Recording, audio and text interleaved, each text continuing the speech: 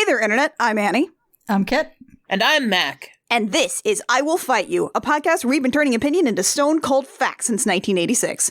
Today's fact, and this is going to be hot and fresh for you because I just wrote it, changing the medium changes the act structure, and changing the act structure changes the meaning. Because I get really mad about Into the Woods. We are going to be talking about Into the Woods, which originated as a 1987 musical.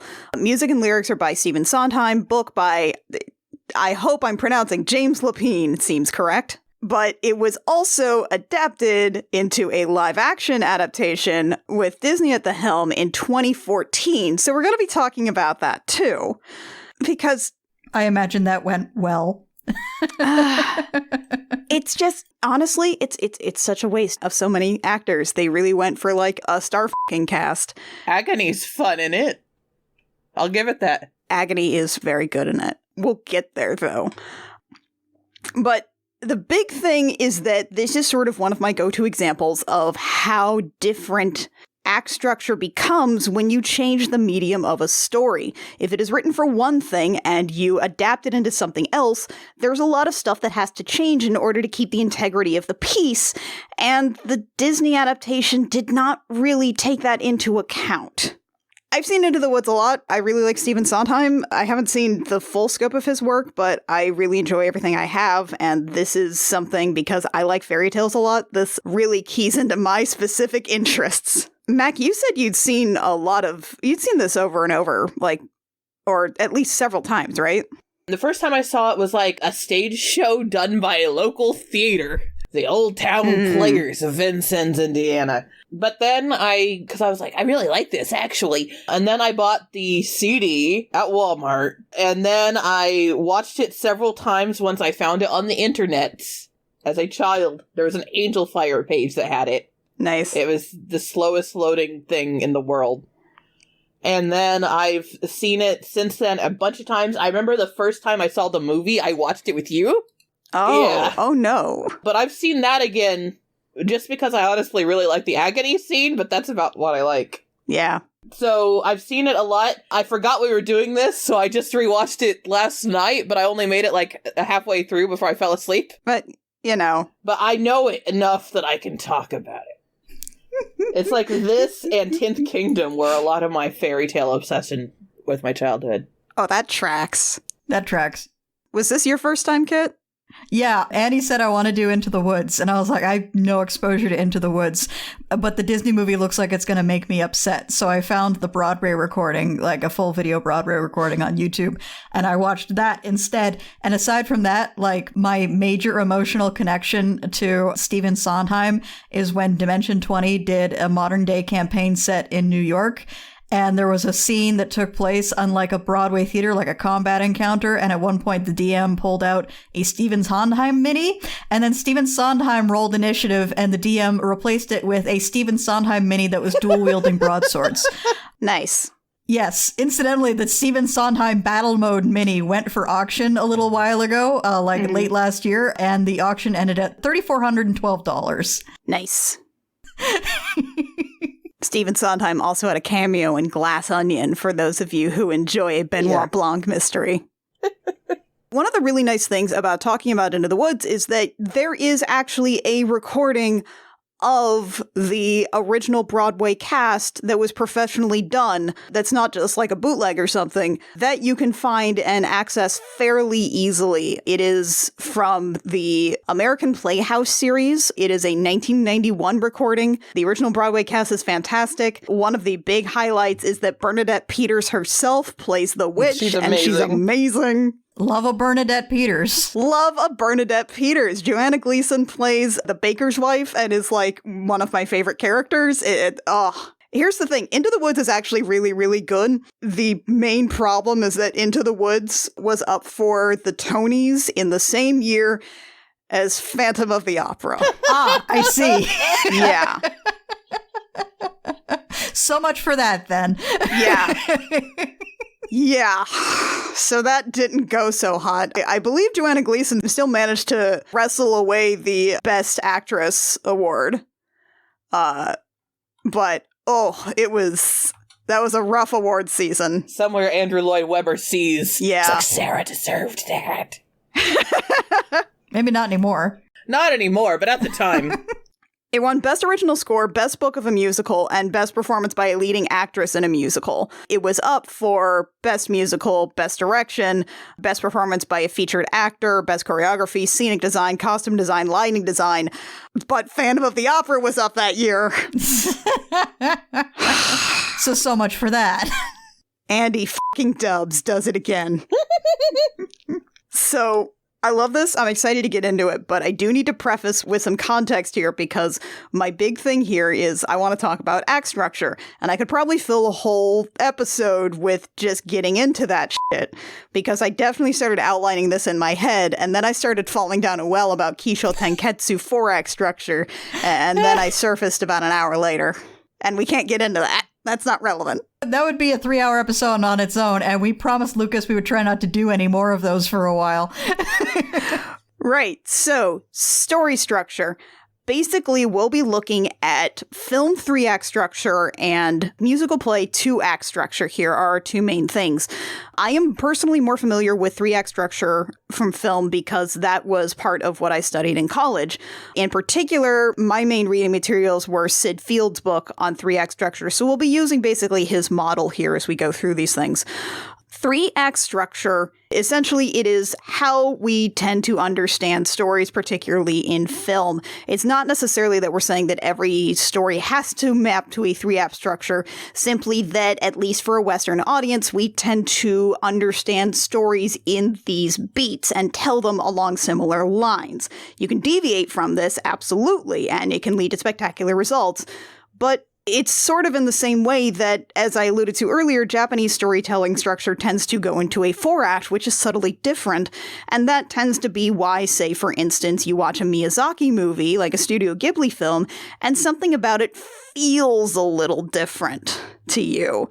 A lot of that is going to be because you are noticing, even if you don't have the language for it, that the story structure is different. So I'm just going to run down the act structure beats, and because it's easier to show by example, and I'm a basic bitch, I'm just going to map these out to Disney's Beauty and the Beast real quick. Most people do Star Wars. Most people do Star Wars, yes. But the thing about Star Wars is that Lucas was so interested in, like, doing the really quick fucking shit about, like, Flash Gordon serials that it doesn't, I still feel like it doesn't totally map the way I'd like it to. But this is also a little bit of a cheat because Howard Ashman, the guy who did all these songs and lyrics for Beauty and the Beast, also came from a theatrical structure, so this is all sort of an Ouroboros looping in on itself. So, Act 1 in a screenplay tends to run about 30 pages, sets up the world of the story, and introduces the main character. Within that, we have the beat of the inciting incident, which is the circumstance that brings the lead character to the forefront, the situation that emotionally involves the character in the story, the scene without where there would be no story. For Beauty and the Beast, this is when Belle's father leaves for the science fair and does not return.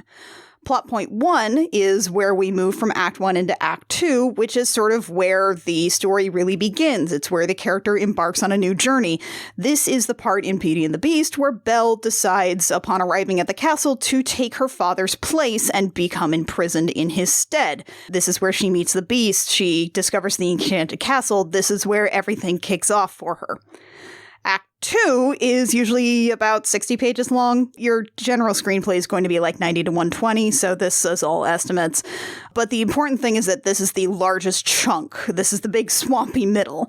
It's confrontations, obstacles, tests of the character. It is defined by the middle point of the story, which is the midpoint. It divides Act 2. It spins the action into a different direction or a new paradigm. For Beauty and the Beast, this is a point where, after Belle's accosted in the West Wing, she flees the castle, only to return after the Beast saves her life and collapses. This changes the relationship between the characters for the rest of Act 2. Plot point 2 is our thing that transitions us from Act 2 into Act 3. It goes from conflict to resolution. It is often called the long, dark night of the soul. The hero overcomes obstacles, literally, metaphorically returns home to become renewed and to go into Act 3 punching and kicking. For Belle, this is when she returns home for real after discovering her father is sick and the beast releases her. This is the point in which Gaston discovers the mirror and decides to march onto the castle. Act 3 is where all of this shit hits the fan. It's all of our loose ends are tied up. This is where we start to understand how we can get closure. It goes pretty much from plot point 2 to the end of the screenplay. This is where Belle and her father escape, the castle servants defend the castle, Gaston and the beast square off, the beast is slain, Gaston falls, Belle breaks the curse, the beast turns into a less attractive dude, and everyone turns human again. And this all culminates in our final scene where we reflect on the first scene, essentially, and understand that our characters have changed irrevocably. Here, it's where the prince and Belle dance surrounded by the renewed servants, and the stained glass from the opening narration is seen again. That's 3 act. It's worth noting that a guy called Blake Snyder then proceeded to compress this whole concept down even further into basically Mad Libs that you can fill out to make a screenplay, to the point where, like, Save the Cat, the company, now sells story structure software that you just plug all of your shit in, and now you've got your page counts on where exactly everything should happen. This is why so many movies these days feel so incredibly samey, like to the point you can just anticipate plot beats by virtue of just like having seen a movie before, is because Save the Cat is such a cult in so many Hollywood writers' rooms. It could be better. Yeah, it's not great. No. That is how movies tend to work. Theater works differently. Movies are born out of a theatrical tradition in the same way that television is born out of a radio tradition, but these things are not quite the same. I mean, there's always that kind of weird, intangible, I'm seeing this live and the people are right there element that kind of creates a weird space for musicals where you can buy into things a lot more than you can when you're watching a movie because you're more part of that action. See Dear Evan Hansen. See any number of video essays on Dear Evan Hansen. Where all of the weird shit that the titular character gets up to is slightly more acceptable to write off when you are watching a play, but a movie just makes all that feel even worse. 2-act theatrical tradition, like musicals in particular, tend to be structured in 2 acts, separated by an intermission. A lot of these plot points still kind of happen, but they are built around the greater idea instead, where instead of just, you can't just take a movie, chop it up at the midpoint, put it intermission, and have that still totally function. Because the acts tend to structure as a question and an answer, or reflections of each other, to the point where intermissions usually involve like a time skip and something that happens at the beginning of Act 2 that re-examines the new normal that the characters have gone through, and now start the story again. There's still dramatic momentum, but it doesn't really have the same kind of, there's sort of a lull in the middle where these things sort of start to build and fall again. I actually found a great resource upon musical plot points on musicalwriters.com. For example, they have, like, their beats are the normal world, which is the opening image that defines everything. You have your inciting incident catalyst. You have your point of no return, where they make the choice to go forward, to move forward. It also ushers in a greater opposition by the antagonist, larger obstacles to overcome.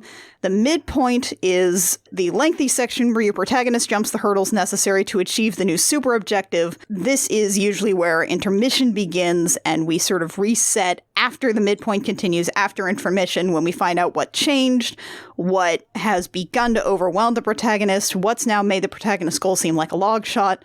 We have the point where everything goes to shit, our long dark night of the soul, and then we have our climax into resolution in the final challenge, and our new normal in the closing image. Again, this is all fairly similar, but it's because we have the intermission acts and the 2 acts that separate and answer each other that kind of makes this whole thing function differently and feel different. It's also worth pointing out that a lot of this stuff is theory, not empirical truth. Yes. There's a lot of, like, wiggle room with regards to definitions here, to the point where, like, Raiders of the Lost Ark, depending on who you ask, has between 3 and 7 acts. George Lucas in particular really likes serial work, so things kind of feel a little different there. And like, again, these are sort of just general guidelines for how story structure tends to function and trying to put words to the way that we intrinsically understand these things. Yeah. Yeah. It's more us working backwards to figure out why stories work than people deliberately, in a lot of cases, writing stories to fit that. Although, as mentioned with Save the Cat, it's starting to work in the other direction and the results are weird. Right. Now that we've got these two bits here, let's look at Into the Woods. It's time to go. I hate to leave. I have to, though. I've seen Into the Woods a lot. I most recently watched the Disney version. This is what most of my notes are. Y'all watch the 1991 version. That's great. So I guess we'll just sort of start going here and start sort of talking about how this functions. A lot of my notes are going to be geared towards the movie version, so I can tell you why it doesn't work. Mostly that's going to come up in the musical act too, though. Here is the way that Into the Woods functions. Into the Woods is like 5 or 6 different plots happening at the same time. You have like 3 or 4 major fairy tales and 2 characters, the baker and the baker's wife, that weave in and out throughout these stories to try and collect key items from them so they can tell their own story. There's a lot happening here, and it's all very complicated to explain. A lot of people will say, be careful putting too many plots at the start, and Stephen Sondheim said, fuck you, I'm introducing 5 plots right away, and they're all going to be in patter songs at first. Oh, Stephen Sondheim loves a patter song. There is a lot of really complex work going on in order to make all of this make sense and to keep several through lines going. A lot of it relies on the fact that it is doing fairy tales that the audience will already be familiar with generally. Little Red Riding Hood, Cinderella, Jack and the Beanstalk, Rapunzel. To the point where it's actually very important where in the initial song, not only do you have a narrator to quickly catch you up with who people are and what they're doing and what they want, that like he introduces these other characters first that you already know, and then a childless baker and his wife. To be like, all right, just work with me here. I also want to quickly point out that the baker and his wife, in the version I watched, these filmed stage show, have this very fun, like, vaudeville husband and wife routine going on. It's very fun. Yeah, no, the baker and his wife are absolutely like the heart and soul of the story, and the 2 actors that originally performed the baker and his wife are fucking fantastic. They have such a good, like, back and forth chemistry with each other. Well, yeah. In the Disney movie, the baker was played by James Corden. Uh-oh. Yeah. And the baker's wife was Emily Blunt. Emily Blunt, for the record, is, like, she's funny. She can't do working class. Sorry. Emily Blunt is a great, like, she's a good actor. She just does not really have, like, the energy that the baker's wife role requires, because the baker's wife is the driving force throughout the narrative. I would argue that the baker's wife is actually, like, the main character driving the plot. We have a narrator step onto the stage. He says, "Once upon a time," and we instantly get into the I Want songs for every single character. At once. All at the same time. At the same time. Because we have no time. I want to go to the festival. This is an incredibly complicated, like, 10-minute long opening number, and it's really, really good. It is all the characters talking about what they wish and what they want. Do you know what you want? Is what you want really what you wish? Etc. We've got Cinderella. The poor girl's mother had died. We've got Jack trying to milk a cow named Milky White, but he's a little dumb because he's a child. I do want to note real quick, when they introduced the stepsisters, I will say a very good casting choice here in the live-action version is they did in fact get Lucy Punch back to be an evil stepsister again. Good. Oh, God. Good. Oh, God. I forgot that. She played a single other character. She has. She was one of the primary antagonists in the Series of Unfortunate Events TV show they did. Was she also playing a pastiche of this wicked stepsister? Pretty much, yes. She was a fashionable evil bitch. Hello. Lucy Punch loves playing a wicked stepsister. She loves it. Good for her. Good for her. There's something to be said for leaning into your casting. It's true. So we've got Cinderella, we've got Jack, we've got the baker and his wife, we've got Red Riding Hood, who has come in and is stuffing her face with a whole bunch of breads because goals, child. And it's also important that you have a narrator on stage. This is an actual person. The movie doesn't have a narrator. The movie just has a voiceover. Ugh. That doesn't work. Nope. Coward's option. It doesn't work. It doesn't work. It doesn't work with the fucking structure. So we cut really quick about how everybody here wants something. They're probably going to have to go into the woods to get it. There is an incredible part where Bernadette Peters as the witch enters the baker and his wife's house to have kind of a rap about how his dad ate all her vegetables. The witch, by the way, is played by Bernadette Peters in the stage show. She is played by Meryl Streep in the movie. I mean, I understand why. Yes. But also... But Bernadette Peters is a really tough act to follow. Yeah. Even if you're Meryl Streep. From the beginning with the Disney version, you can tell that they're, like, cutting some things, switching some things around. There are some parts where, like, Cinderella's dad is just completely cut out of the adaptation, which I guess is kind of lame because it feels like it's another reinforcement about the ongoing theme of parents and children. But I guess Disney didn't necessarily want to have Cinderella's father be a negligent drunk in their version.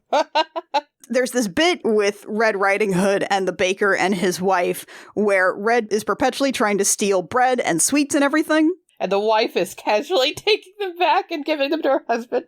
But they actually have instead Emily Blunt Baker's wife is like, oh, darling, oh, sweetheart, just give her the bread. It's fine. Ugh. Ugh. She's such a little tot. Oh, that doesn't fucking work. Red is a thieving little glutton, and we love that for her. Yeah. To the point where Cinderella is doing this dramatic aria to summon birds to help her pick the lentils from the ashes. Red is like, and perhaps a sticky bun or 4 and a few of those pies, please. Like, I love this child, and she loves bread. I also love bread, Red. There's also parts where, like, they cut some of the narration and add narration elsewhere throughout this whole piece, and it starts to become apparent here where, like, Meryl Streep's witch, they cut some of the narration where the narrator is, like, quickly explaining what happened when you weren't watching that scene when we switched to one of the other protagonists. So they do it all in one take, and it makes Meryl Streep's witch feel like she's really eager to get to the point of this, because there's no cutaway to say, like, and then also she told them about how the baker had a sister or something, which is, like, it just seems like a waste of a Meryl Streep. It does. The first song, the Into the Woods song, it sets up, you know how this goes, basically. Cinderella is not allowed to go to the ball. Jack is sent off to market with Milky White the cow, who is a cow as white as milk, by the way. Keep that in your pocket. Red Riding Hood goes off to give some sweets that she may not eat to her granny in the woods. The baker and his wife are sent off by the witch on a quest to go find 4 magical items. The cow is white as milk, the cape is red as blood, the hair is yellow as corn, the slipper is pure as gold. If they get the witch these items in 3 days' time, they will be able to have a child because the witch cursed the family, and she can undo that when she wants, but, like, fuck you. Yeah, it's worth noting that she specifically cursed the baker's balls. There are repeated, like, physical motions towards the balls. Yeah, she's got a whole staff. She points exactly where she gave the curse. Yeah, she put the curse in exactly one spot. Mm-hmm. I laid a little spell on him. You too, son, that your family tree would always be a barren one. And also her garden looks great. So everybody gathers up all their things. They go into the woods. The baker demands that his wife stay home because the spell is on his house, whereas the baker's wife argues, no, we're married. This is our house. We should work together. And the baker's like, no, never. They have this thing in the adaptation where, like, they cut a lot of stuff that the play directly does with the baker and his father. And in the process, the way they try to bring it in instead is to give James Corden expanded sequences of spoken lines about how he is mad at his father for starting this whole mess and abandoned him or something. I don't want to watch James Corden be mad at his dad. No. Nobody does. This musical already has enough men being mad at their dads. Film in general has enough men being mad at their dads. Yeah. I don't want to be a doctor like you, Dad. I can't live your life, Dad. So we shift from there into our next musical number, which is Ask the Tree, which is a fairly small little number. Cinderella at the grave. It is Cinderella going to her mother's tree where she is buried, because that is part of many versions of this original thing. Asking her mother to let her go to the ball because she just wants to go to the ball. She wants to go to the King's Festival. She gets a very pretty dress from the tree. It falls out of the tree. It falls out of the tree is what happens. This is just how it goes. I was curious whether, like, in the Disney adaptation, whether they, like, tweaked any of this to be closer to, like, the Disney versions of each of these stories. No, actually. Weird. Most of these hew fairly close. There are definitely some sanitizations, but overall, they actually hew fairly close to the story structure from these. I would say the biggest part that diverts is Rapunzel, but they don't really try to inject some kind of, like, the Flynn Rider stuff or anything. It's mostly just that Rapunzel is a bit more of a sympathetic character in this. But no, Cinderella's mother is buried in a tree. The dress falls from the tree. The big difference here is that it's Anna Kendrick playing Cinderella, and she's pretty. She's pretty. Hi, Anna Kendrick. Hi. Hi, Anna Kendrick. I'm gay. Yes. This is where we meet our first big digression. We cut to Little Red Riding Hood going into the woods. This is our first major fairy tale plot. It will be resolved fairly early on in Act 1. And Red meets a wolf. Baby Mac thought the wolf was the hottest guy in the world. Also, he's anatomically correct. The YouTube video was quite low resolution, but I was pretty sure that the Broadway version, that wolf did have a dick. The wolf does have a dick, yeah. He had a dick. The wolf has a bared chest and a whole dick. He's wearing a leather jacket and nothing else. But Baby Mac was like, ooh, evil creep? Yeah, I'm into that. The wolf is a role that is traditionally played by the same actor who plays Cinderella's prince. This is another one of those things where it is economically good in that you are using an actor to play multiple roles, but it is also thematically important in the kayfabe, kind of like what we talked about with the role of Mr. Darling and Captain Hook usually being played by the same actor. This is a musical that does not shy away from the fact that Red Riding Hood is often a story about a thinly veiled sexual awakening. Hence why the wolf has a dick. The wolf had his whole dick out in 1991. Yeah, that's hence why the wolf has his dick out. Yeah. The lyrics are very much like talking about, textually, he is singing a song about how much he wants to eat this child and gobble her up. It is a horny-ass song, though. It's very horny. And now I have to explain to you guys what the live-action version did. Oh, no. The movie version. I remember it's Johnny Depp. Johnny Depp? The movie version had Johnny Depp play the wolf. Isn't that a little on the nose? Yeah, 2014.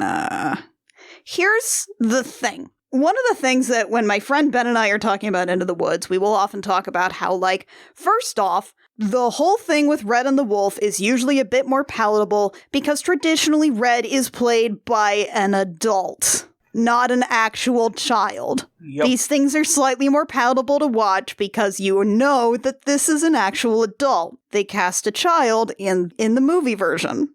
Oh, no. And then they put her opposite Johnny Depp. Really on the nose. Yeah, Johnny Depp does not have his whole dick out here. Well, thank God for that. They changed the wolf's design visually to make him look like a flim-flammer selling watches on the corner. Yeah. So he's deceitful, he's tricky, he's trying to get you to buy a watch and stray from the path. However, they don't change the lyrics at all. Oh, no. Or the tone of the song. Okay, I'm saying oh no, not just because they didn't change the lyrics, but because I just saw the picture that Mackenzie has sent. I don't like this at all. Oh, you found a picture of the wolf? Yep. Don't like it. I No. don't like it at all. Yep. No. And that's... Disney, you have so much money. You could have just done a CGI wolf. Yep, they could have just done a CGI wolf. This is one of those instances where I'm like, actually, no, I don't want practical effects. Just give me a wolf that's not actually there, please. I think that's the only thing that would make this palatable to me. Yeah, but nope, it's Johnny Depp. And his whole song, and he's definitely going full Johnny Depp in these songs. Oh, no. And he's like, I'm gonna be thirsty. I'm going to be hungry while looking at this actual child. Oh, boy. Like, I mean, I guess at least we don't have to have Johnny Depp sexually menace a child textually, but it's also missing the point of how this Red Riding Hood part is structured, and they know it. Yeah. Yeah, like there is value in having it be the it's exciting, but it's scary, but it's exciting, but it's scary, but it's exciting thing. Yeah. Red will sing a song later on about this. There's value in telling the story that way. Red will tell a song later on about this that directly talks about that, and it's not really the same thing when it's like, oh, a flim flammer sold me a watch on the corner. Like, there's even a version of this that's palatable where the child is played by an actual child. I do think you would have to take Johnny Depp out of it, though, before it becomes palatable. Absolutely. You know what? What if we just blanket rule take Johnny Depp out of it? Yeah. Just in general, where you would have inserted a Johnny Depp, don't. Don't. Have you considered don't? One of the major ways that a lot of people were introduced to one of Stephen Sondheim's other works, Sweeney Todd, was with Johnny Depp and Helena Bonham Carter. Yeah, Helena Bonham Carter, another actress, British actress who just can't do working class. Ugh. Can't do it. What if you just didn't have him? So we skip into that because we know what's going to happen there. And this is the part where instead we come up with the baker and his wife because the baker's wife has followed him because the baker is useless. He keeps forgetting all of the things that he has to get. He's not good at this at all. To be fair, if I'd heard that list once and never again, I would also just forget which was which. It's true. Why didn't you write this down, bud? Meanwhile, the baker's wife just had this immediately. She's like, you don't remember? The cow is white as milk, the cape is red as blood, the hair is yellow as corn, the slipper is pure as gold. It's like, it's a whole thing. We also have this bit where the baker is wearing his father's old hunting jacket. In the musical, he's just like, oh, hey, it's my father's old hunting jacket. And look, in the pocket, I found some beans. Maybe they're like from the witch's garden. I don't know. They're just beans. And the special beans. You know, the beans. The beans. In the movie version, it's like, oh, here is your father's hunting jacket. And he's like, I don't want that. How dare you bring it to me? Oh, my fucking God. My father. Oh, God. Shut up, Danes Corden. This is the part where Jack meets the baker and his wife. And oh, there's this really great bit where they're kind of bickering back and forth, the baker and his wife. And the baker's wife grabs the baker's face, turns him towards the cow, and says, the cow is white as milk. Emily Blunt doesn't actually sing that part, and it makes me sad. She is not as loud and cartoonish as the baker's wife role needs to be. Because the baker's wife here is the one that's like, pay the boy for the beans. What do we have? We pay for the cow. What do we have? Oh, we have beans. Oh, beans. Oh no, not our magic beans. Like, you can see her working through the con as she's doing it, and it's very fun. It's so good. The baker's wife is great. And she, like, at some point just kind of hits the baker to go along with it because he's the one who's like, wait, should we be doing this to a child? And she's like, yes. Yeah, should we be ripping off this small child? Yes, absolutely. Eventually they go for it. They pay Jack 5 quote-unquote magic beans. There's this musical melody that you hear here when he does this big pantomime of depositing these beans that, of course, the actor on stage does not have into Jack's hand, where it plays a melody for each one he goes, da, da, da, da, da, da. And, like, they leave one bean behind. That is a melody that repeats several times throughout the musical. It's called the Bean Theme. It is very, very important to making sure this whole thing works thematically to the point where it is actually inverted in one of the penultimate songs to show that the characters have learned a lesson. I just love that it's called the Bean Theme. I know, right? It's so important, and it's Bean Theme. It's just the Bean Theme. It's a Bean Theme. There's even, like, there's actually a whole Sideways video specifically about the Bean Theme and, like, how the musical worked that just says Bean Theme over and over again. And I'm like, yeah, Bean Theme! I feel like any essay that talks about this should bass boost Bean Theme. Lucas, don't bass boost Bean Theme. Don't do it. Don't do that to yourself. The theatrical adaptation does not have this bean theme bit here. It'll use that theme where it has to for the songs, but it does not attempt to, like, dramatically underscore this with any kind of melody that you need to remember later on. Ugh.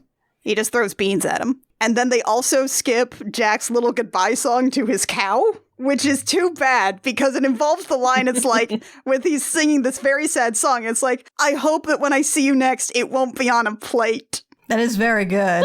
Into the Woods is really funny, and, like, the movie in general does not really play the humor up at all. It plays it way more seriously to its detriment. Well, on the other hand, do you want to watch a movie of James Corden trying to be funny in Into the Woods? Oh, God, no. I already tried to watch him be funny when he was Bustopher Jones. Ugh. They also skipped the baker's wife song here. The one about how the ends justify the beans? Maybe they're magic. It cuts that song. Why would you cut that song? It's the best pun in the whole play. The whole song leads up to the baker's wife explaining a Machiavellian outlook on fairy tale structure, and then says, the ends justify, and then she points up because she has just thought of it, the beans! It's really good. It's really good! And it's like, it's also just such a loss because that's basically the song that explains to you the entirety of the baker's wife's perspective on how to achieve your goal. And that's really important because she is the driving force for this narrative. I feel like Disney, in an effort to make the baker's wife a less morally gray character, just stripped out anything that made her interesting. They kind of did. Like, she has a little thing. It's like, well, if you won't do this for something, won't you do it for me so we can have a child? And he's like, yeah, okay, honey. I'm James Corden. And maybe their magic is really, really good. They replace that song with time for James Corden to lay out more of his daddy grievances. Oh, for fuck's sake. Right. And this is a problem because here's another role that was entirely stripped from the adaptation, the mysterious old man. How do you do this movie without the mysterious old man? I don't know. You have a mysterious old man in this story who keeps appearing, gives strange, ominous portents, seems to help along characters with seemingly no motive on his own part, seems to have a history with the witch, is traditionally played by the same person who plays the narrator, again, thematically important. And he's not here. Ugh. They undercut the main way that the plot of the baker and his father is explained in the story by cutting out the mysterious old man. And then they just have James Corden say more lines instead, which is not how a musical works. When someone has a really important feeling in a musical, they sing about it. Guess they weren't going for that Best Original Song Oscar this time around. Luckily, no. They did not include an original song in this one. That's good, because it would be a song about James Corden being mad as his dad. It's true. Ugh. Yeah. Okay. So we do some quick cuts in the movie version to be like, oh, hey, here's Rapunzel's prince. Here's Rapunzel. They exist. Don't worry about it. The narrator is kind of here too. Don't worry about it. Just keep that in mind for later. Unfortunately, Meryl Streep at no point ever has like a complete breakdown about how much she likes her daughter singing the way Bernadette Peters does. Which, like, the 1991 version has Bernadette Peters appearing in, like, a stage box to do some lines and eventually, like, turning to one of the people, like, one of the audience members and being like, that's my daughter. That's my daughter. She's so pretty. So great. Yeah, the filmed version actually has, like, the camera do a double take and spin around to one of the stage boxes to where Bernadette Peters is shouting like Statler and Waldorf. And she's, like, right next to a kid who's, like, staring at her baffled. Like, he's not sure when she got there. No one is. They'll try to mimic this with, like, the witch just kind of being in trees a lot. That's not the same. No. It's not the same. It's really not. Okay, so we cut back to Red Riding Hood, and there's this really funny bit in the stage musical where she just looks at this whole situation with Granny, who is clearly a wolf right now, in her Granny's clothes, and being like, oh dear, how uneasy I feel. This is a line. We know this is a line. Annie, I feel like, oh dear, how uneasy I feel is something that you've just said a lot in your life. Probably. I need you to understand that because I need you to understand that the movie version, she just says, "Oh dear, how uneasy I feel." Oh, boo. Yeah. So we do this whole thing. We have the wolf. We have Red Riding Hood getting gobbled up. The baker's like, oh no. Oh no. Especially because earlier he did try to steal a cape from a child. Yeah, he did try to rob this child in the woods. And then she started crying, and then he came back and gave her the cape and then ran away again. And he was like, I just needed to make sure you really loved it. She doesn't buy that, by the way. Not for a second. So she gets gobbled up by the wolf. The baker shows up, takes the place of the woodcutter in the original story, cuts open the wolf. The movie version skips over the part where the baker and Red reappear, and they're like, oh, let's fill him up with stones. This'll be fun. Which is too bad because it skips over exactly how vicious Granny is. Granny's killed a man. Granny has killed a man. Granny's happy to murder again. Granny will sew a wolf up with stones for funsies. Granny's a widow, and you don't want to ask why.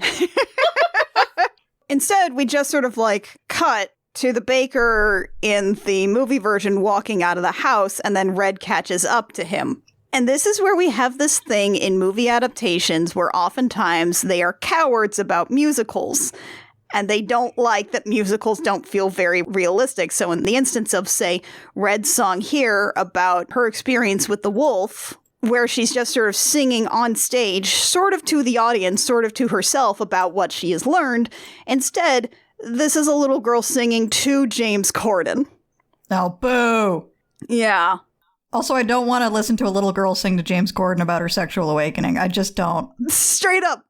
Like, I have in my notes, like, do not sing to James Corden about your thinly veiled sexual awakening. I'm putting my foot down. Honestly, I just don't want James Corden anywhere near anything. What if we just didn't have Just a James go away. Corden? Yeah. And like, because the thing is that like, this is a really important song because she's like, he made me feel excited, well, excited and scared. And then she ends with like, take extra care with strangers, even flowers have their dangers. And though scary is exciting, nice is different from good. That's one that actually is very important for anyone to remember.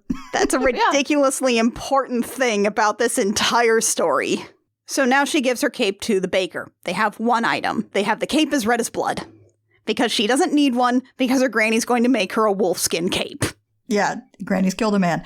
The conspiracy brain part of me is like, well, yeah, I wonder why Disney wouldn't be totally down with the message, nice is different from good. No, I mean, they still have it. It's still an important thing. It's still something that's repeated later. It's just that she's singing it to James Corden, and that doesn't really work when a character is imparting, like, the lesson they've learned, you know?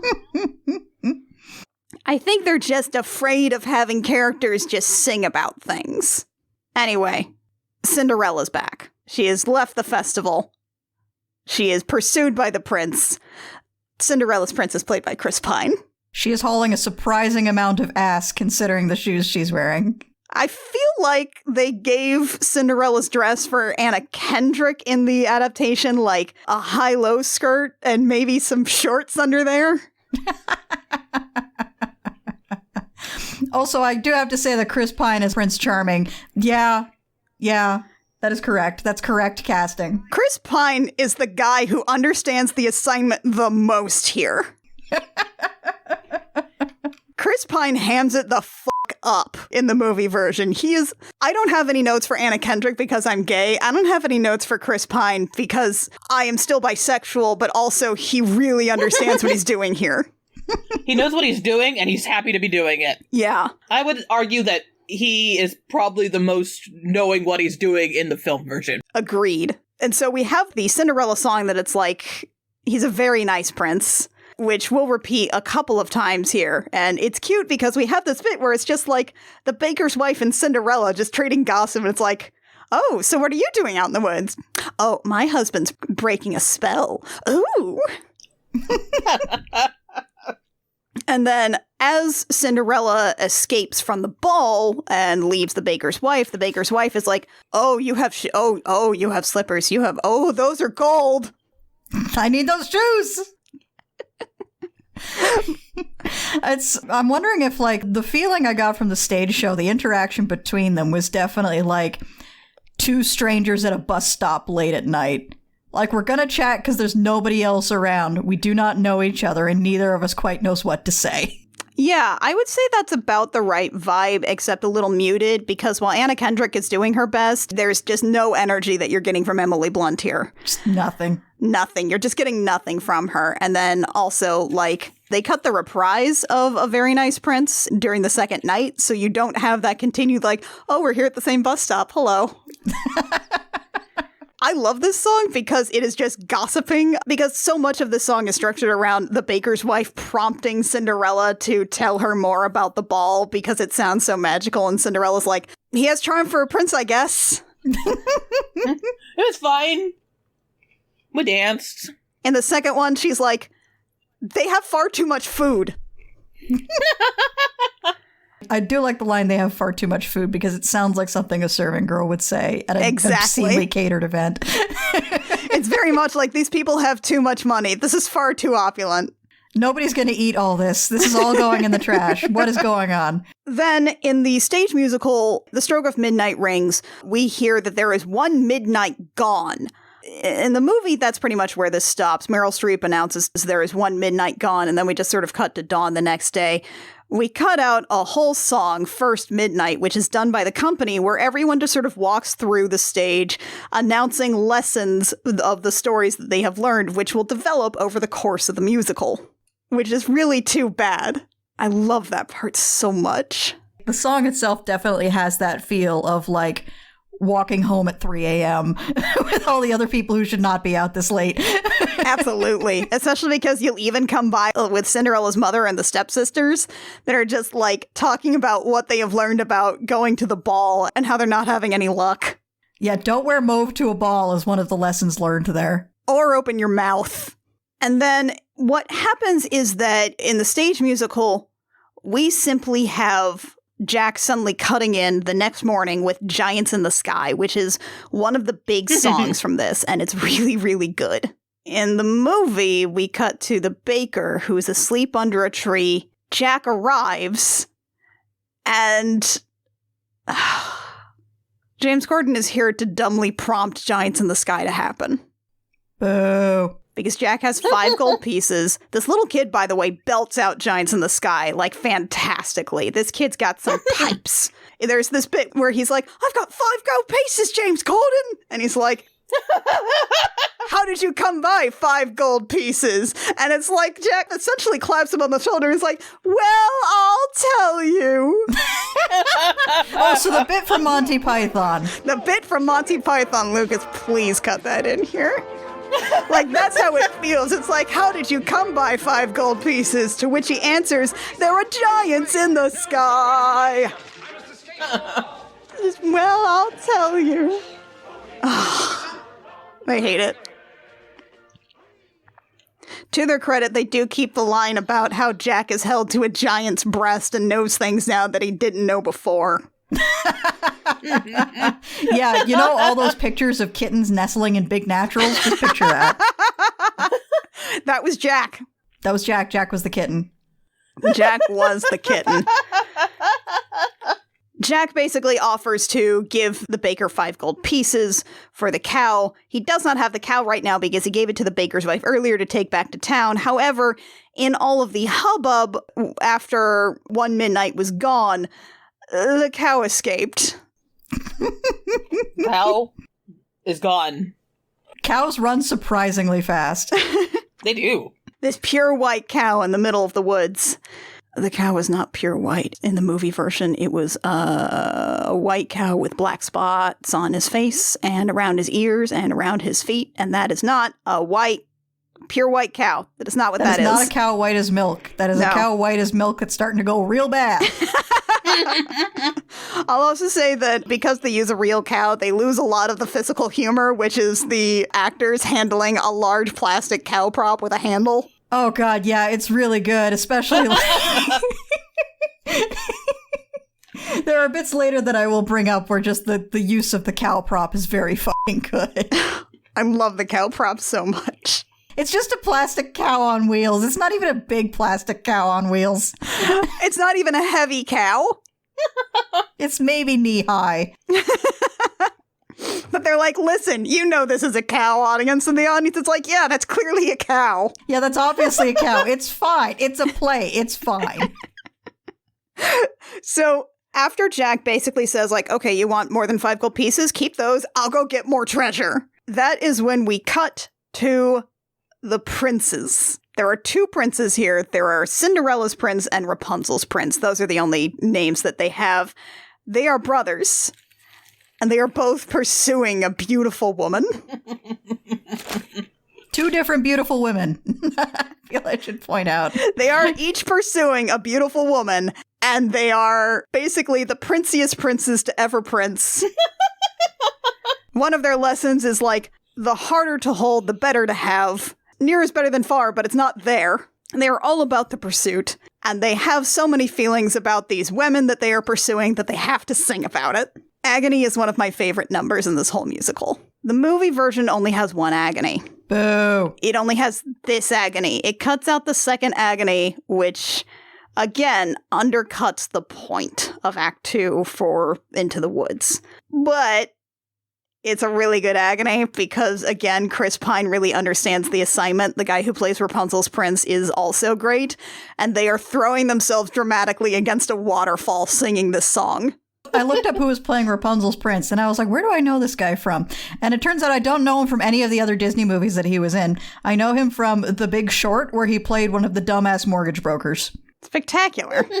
There is a point when they are singing Agony, like, Where they rip their shirts off. one that cuts like a knife. Like, Chris Pine throws himself against a waterfall, opens his shirt because of how much he's feeling, and then it cuts over to Rapunzel's prince, who is clearly looking over and then quickly unbuttons his shirt and pulls it open too.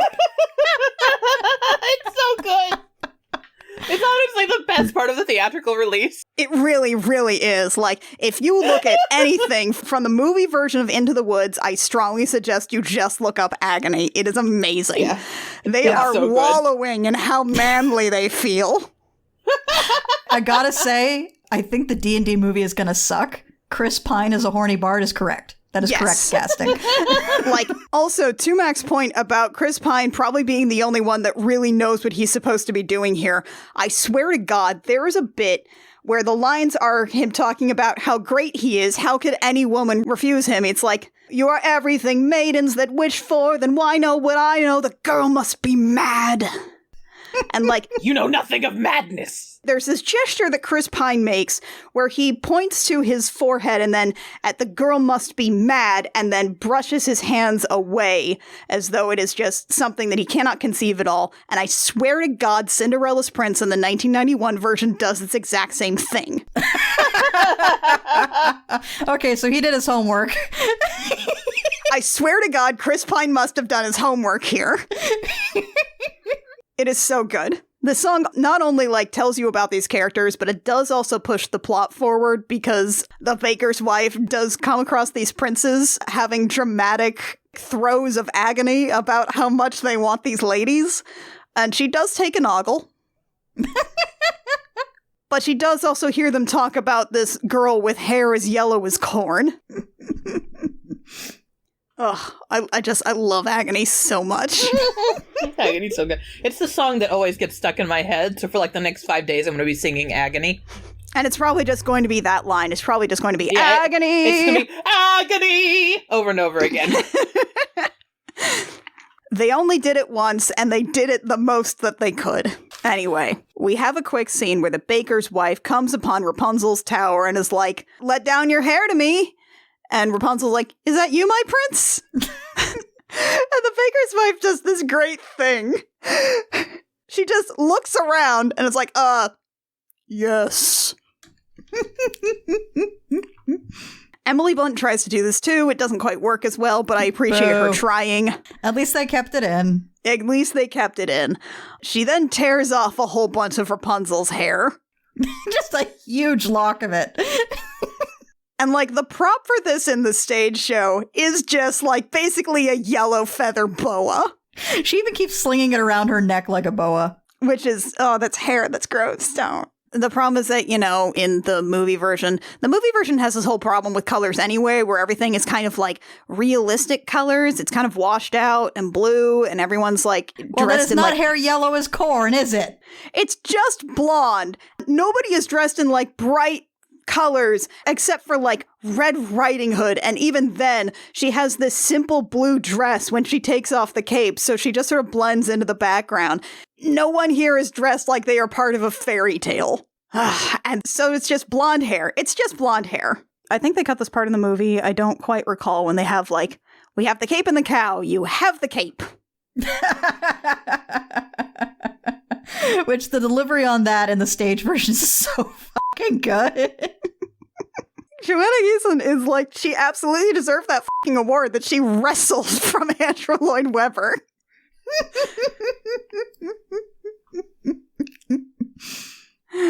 Yeah, she's so good. She's so funny. Like, there is a part where the baker and his wife keep meeting back up and talking about how many items they have and the problems that they are having getting them. And it is just... And keeping them. Yeah.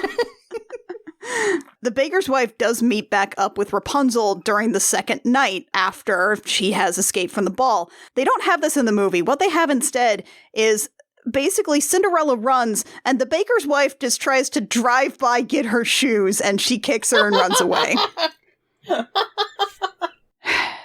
And instead, she just has a bit more screen time with Cinderella's prince, trying to give him wrong directions to where Cinderella went. And I understand that you're trying to set up just moments later on in the second act, but, like, don't do it like this. You're cutting out time between two female characters in the story. And it cuts out the part where she talks about how they have far too much food. Which is an absolute tragedy to lose that line. Absolutely. We also have a bit where the baker just kind of finds Milky White the cow wandering around the woods. Instead of, in the stage musical, we have a mysterious old man who brings him the cow, and it's like, what are you going to do with this cow? You going to get a child? What are you going to do? What's your plan? Does the movie preserve the sort of thing that we've got going on with Cinderella in the stage show where, like, it's clear that Cinderella, more than anything, just wants to go to the festival? She doesn't necessarily want to get with the prince. She didn't go with the aim of getting with a prince. She just wanted to go to a party. They make the steps of the palace do all of the legwork for that one.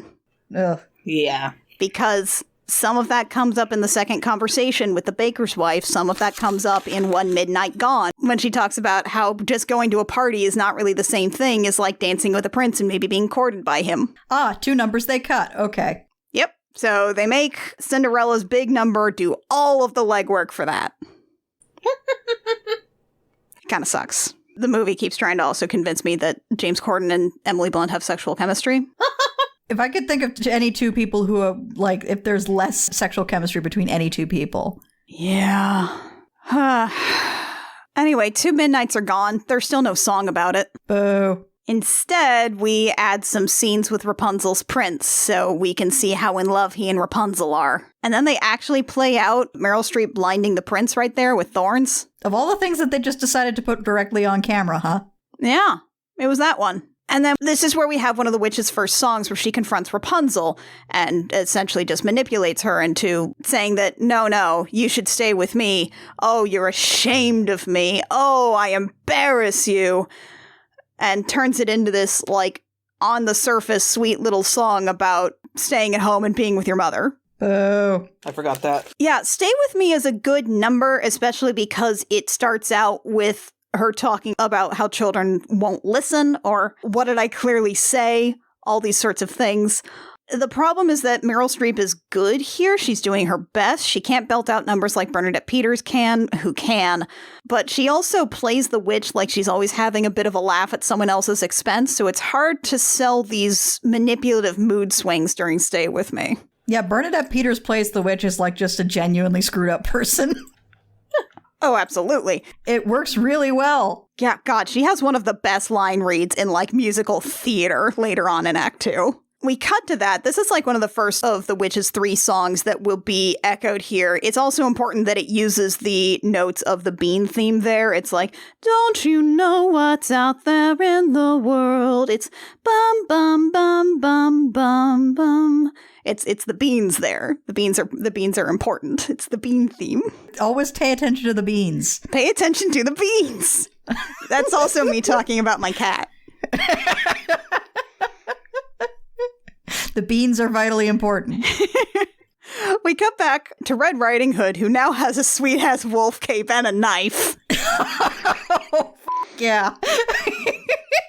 Which is, you know... First thing she does is try to stab the baker. It's good. It's great. Red now has a cool cape and a knife. She meets up with Jack, and then they have, like, this childish interaction of, like, oh, I have this giant egg. I got it from a tree. I got it from a beanstalk. You did not. And I'm sorry for this, they egg each other on. Oh, boo. I know. Had to be done. It had to be done. So Jack goes up again to go, basically because Red has dared him to go back up the beanstalk. And then we actually show here scenes of Jack cutting the beanstalk and climbing back down and the giant falling. Because it's a high-budget movie and they got to put that stuff on screen so people know where the money went. I guess, which is like, I understand you wanting to put this on screen because you actually have the budget to do it, but like, this isn't really the important thing you should be spending your time on. We all know what happens. It's Jack and the Beanstalk. We know how this works. And now we cut to, in the movie version, this is actually one of the bits that I thought they did that really worked here. This is where we cut to Cinderella singing on the steps of the palace, which is a continuation of He's a Very Smart Prince, but this is her basically singing about how the prince said pitch on the stairs to try and catch her, and then she lost a shoe there, as the original story goes. What they do in the movie version is that instead of Cinderella singing this to the audience, which again, the movie is, you know, they're cowards, what we do instead is that while she still sings to herself about this, we actually have her running down the stairs, getting caught in pitch, and then everything freezes. And she sings on the steps of the palace, while on the steps of the palace as everything moves in hyper slow motion, and Anna Kendrick paces around the stairs wondering what she's going to do about it. It looks really good, it works really well.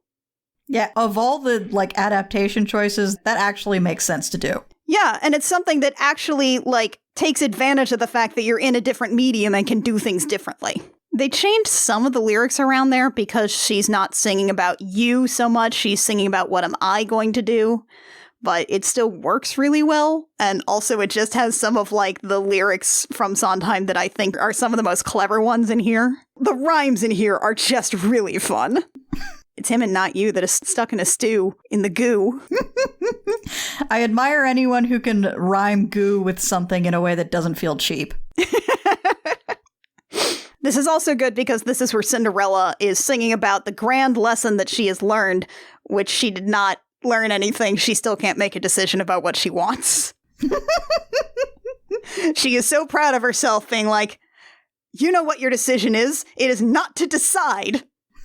You make it his problem. And so here's where we are almost done with Act 1 of the stage show. This is where things get a little weird because the movie version starts to do things out of order because they felt that they knew how the rise and fall of action was supposed to go. Oh boy. Oh god. What happens in the stage musical is that the baker and his wife have all 4 items because Cinderella, after she escapes from the palace, swaps her shoes with the baker's wife. The baker and his wife have a really cute song earlier here in the stage musical, and you should go look at it, but it's not good in the movie. James Corden cannot be cute and flirty with Emily Blunt. It just doesn't work. Or anyone. Or anyone! Usually what we have here is the baker and his wife resolve their thing with all of the items. We have a really big problem here because Milky White died earlier, by the way. Yeah.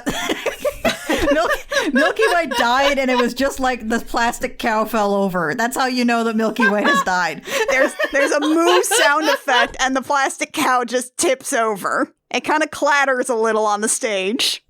Also, when the old man gives Milky White back to the baker, he does the whole thing where he tries to lead it away, and then he just visibly gives up and just lifts the cow by a handle on its back and runs off with it. It's so good. Ugh. Again, it's a funny show.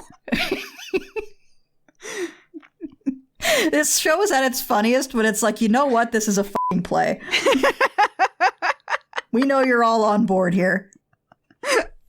Maybe that's why the movie couldn't be funny. Man, probably. They took themselves way too seriously. Yeah, so Milky White had died, and the baker's wife went to town to get a new cow and put flour on it to make it white. The witch appears as midnight falls, and she's like, so where's my fucking cow? And they're like, here. She's like, they clearly dust the plastic cow with flour. It's great. That cow doesn't look white as milk. Well, we had a white cow. And it's like, well, what did you do with it? It died. We buried it. So go get it. I'll bring it back to life. I'm magic.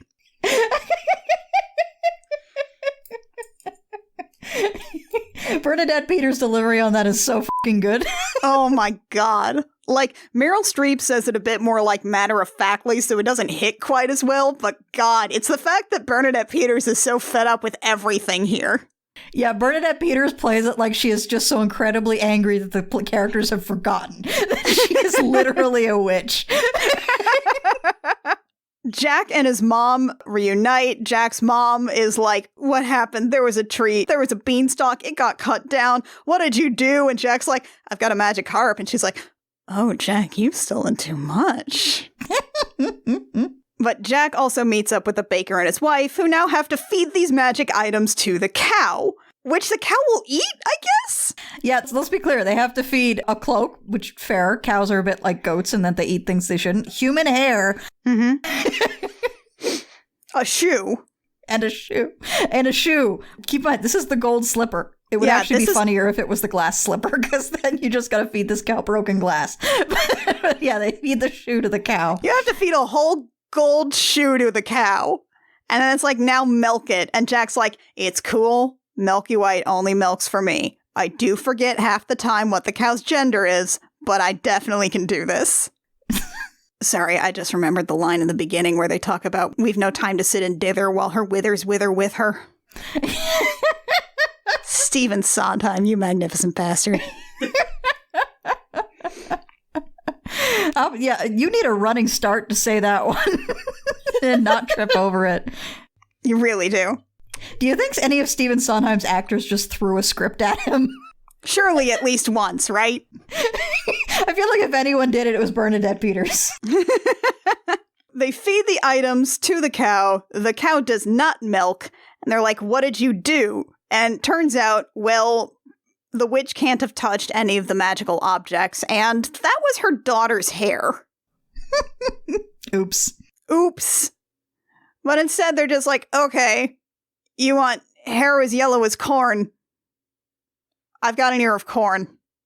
Just take the corn husk out. The corn silk out. Just take the corn silk. And lo and behold, it works. Oh, for fuck's sake. It's a fairy tale. This shit just happens. I just love this weird little cul-de-sac in the scene. Right?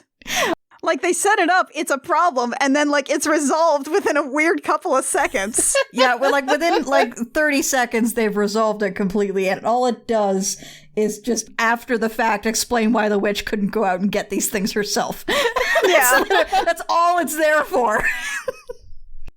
It's just there to say, okay, now shut up. When Stephen Sondheim writes, he's like those programmers who don't use backspace. So the witch drinks this milk from the cow, and then, like, there's this thing where she has come on a stage in this big cape, which is hiding the costume change that she's about to do, because she comes out, young Bernadette Peters, in this diaphanous, in this beautiful pink gown. With cleavage. Yes, she's got titties again. And then, congratulations, now they can have a baby. I have no longer cursed your balls. I have uncursed your balls. I cast spell of uncurse your balls. And then what happens is that this is sort of the resolution of Act 1. So what we do here is that we're just like, okay, Now let's wrap up these other stories real quick. We've got Jack and his mom right there. That's fine. They're taken care of. We already know what happened with Red. Let's check in on the princesses with their princes. Cinderella, they cut around. They're like, all right, you know how this whole thing goes with the shoes and everything, whatever. However, this is the version where they cut off pieces of the stepsister's feet. Yeah. And the prince leaves with his maimed bride, and then the tree goes, "That ain't the bitch." He goes back and tries again twice. They do this really funny pantomime bit where it's this big plastic horse, and so in order to be like, yes, we are riding the horse, they just bounce really hard on this plastic horse. And then when they go back, they just wheel the horse backwards. Because they've got one of those moving sidewalk areas of the stage to bring things in and out sometimes. So they're just doing that, and then they just roll it in reverse to ride them really fast back. The horse does not change direction. Nope. And so they do that twice until they put it on Cinderella, and then they drive by the tree, and the tree's like, that's the one. And then birds peck out the stepsister's eyes. Because it's gotta happen. Why does it have to happen? Well, there's birds, you see. We just gotta remind the audience that there's birds. It's important for Act 2. And then we sum up the entirety of Rapunzel's story of oh yeah, she was banished to a desert. She gave birth to twins. Then she found her husband, who was wandering around being blind, cried into his eyes, which they do a very funny bit to do that here. Yeah, the tears visibly sting when they hit. She launches tears into his face, into each eye. Then he can see again, and then they get married or something. And that takes a long time, right? They're just like, all right, you know how this goes. Don't worry about it. You don't really know how this goes because Rapunzel, we don't really talk about that much. But what they do instead in the movie version is they do Cinderella's thing first, then they do Rapunzel's thing. They don't play any of these as jokes. Oh. They never actually even pass the tree to hear that reprise of Cinderella at the tree. He just notices that there's blood in the shoe, and then they just throw the stepsister off the horse. Oh. I mean, I guess that could still be played as funny, but it's not quite the same, is it? No, because it feels like if you're doing it after The Baker and His Wife, this feels like kind of the triumphant summary of these other things. You're just like, we know how this goes. This is fun. Whereas you're doing this first, so you can build up to The Baker and His Wife, I guess. They do the whole thing. Meryl Streep turns into a slightly younger Meryl Streep in a nice dress. And then she points at the baker's wife, who suddenly gets 8 months pregnant. Which feels like body horror to me. It is body horror. Yeah, no, that's terrifying. That's fucking horrible. Yeah, suddenly she is massively pregnant and all of her organs have rearranged themselves. Ow. She didn't even get to have sex with her husband to do that. At least in the movie, that's a great thing, because it means she doesn't have to have sex with James Corden. You know, you raise a valid point. Yet I think I definitely prefer I cast spell of uncurse your balls, though. Right? Because it was the problem was never with the baker's wife's womb. The baker's balls were cursed. Yeah. I'm very leery of making content for D&D right now, but, I do like the idea of just making a spell that's uncurse your balls. Right. Although that also means that you have to create... It would have to be curse/uncurse your balls. That's true. 9th level spell. So... What happens here is that this is basically the end of Act 1. Everybody sings a song about how everything is fine. Even the narrator is and everyone got what they wanted, and everyone who was bad was punished for it. Everything was fine. They all sing about what they learned and how they got what they wanted by going out and getting it and not caring about the consequences. And that's totally fine. Don't worry about it. Don't worry. Happy ever after. That's totally all we need. They do a bit of a reprise of Into the Woods about how they went out, they didn't care about the consequences, they got what they wanted again. And while they're singing all the verses to go, to seek, to find, the narrator pops in with to be continued. Do you think they put that in after they did some previews and people just left at intermission? That would not shock me because A funny thing happened on the way to the forum. They actually only added the opening number, Comedy Tonight, after a couple of performances, which is wild because that's one of the most, enduring pieces from that entire musical. I mean, I was watching this and it got to the intermission and I was like, I wonder how many people just left. Yeah. I wonder how many people thought it was over and just went. And, this is something that, John and I will talk about. It's if you're going to adapt Into the Woods and you're not going to give the second act the whole room to breathe, maybe you should just make the first act. And, you'll miss out on the whole point of the story, but at least, you've told a complete story there. Yeah. So that, according to musical act structure, that is Act 1. That is where the intermission is. Act 2 will begin with a time skip where we have a new normal and we learn that things don't quite work out the way people wanted them to. Act 2 is all about the consequences of your actions and dealing with what you did to get what you want and whether or not it was actually what you needed. What this does in the movie version is essentially it says, okay, that was Acts 1 and 2. So wait, so they cram the entire back half of the play into 30 pages? Essentially, yeah. Oh, God. Yeah. It's a really long Act 3. It doesn't work. It doesn't work at all. It gives all the breathing time to the first half of Into the Woods, and then the movie just kind of says, well, the rest of this isn't really all that important. Jesus. Yeah. Because what the movie does is that it doesn't have the song Happy Ever After or anything like that. There's no reprise of Into the Woods. There's nothing like that. It just has all of the characters clapping as Cinderella and the prince are wed and arrive at the castle. Everyone's at the castle. Everyone's doing great. There is a funny sight gag where Cinderella is waving at the audience as the carriage goes by. She sees the baker's wife in the crowd and gives her a special wave. And the baker's wife is like, thanks for the slipper, and points at the baby she's holding. And Anna Kendrick has this frozen face of wait, what? Okay, that almost makes the whole thing worth it. Yeah, that's a good bit. That said, I can see Anna Kendrick doing that face in a lot of other movies. Mm-hmm. It doesn't necessarily have to be here. So in the stage show, Act 2 starts with a reprise of Into the Woods, of the characters in their starting positions with Once Upon a Time, what is it? It's Once Upon a Time Again or Once Upon a Time Later. I think it's Once Upon a Time Later. Yeah. Yeah. Where we find out that Cinderella is having a nice time with the prince, but she feels like she doesn't quite know what she's doing here, and she's not really sure this is what she actually wanted the whole time because she mostly wanted to go to a party. Jack is still not happy because now that he has experienced life in the sky and the adventure there, he's not sure he can return to this normal, especially even though his family is wealthy now, it's not really made him happy. The baker and his wife have a baby, but now there's a whole host of other problems like, how do you raise a baby? How do you be a parent? This house is really small for a baby plus 2 people. We should probably move. The witch still lives next door. The witch still lives next door, and now she's just always flouncing about pointing out her cleavage. Bernadette Peters does have a costume change for Act 2 with this new, evil enchantress gown, and mwah, It's good. it's so good. It's so good. And then what happens is that immediately there is a giant earthquake, as people believe. They later discover that this is the giant's wife. Whoopsie.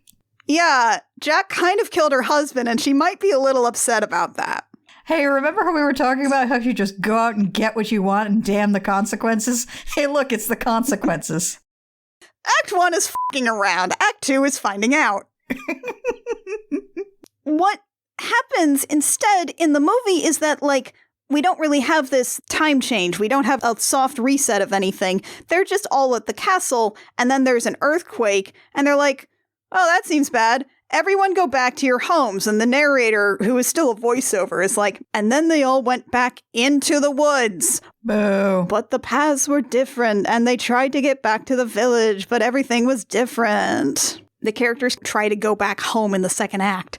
The idea is that they are leaving home again, and things have changed. The goal can't be to get home from here. That doesn't work. I don't like this. You've been making that quite clear.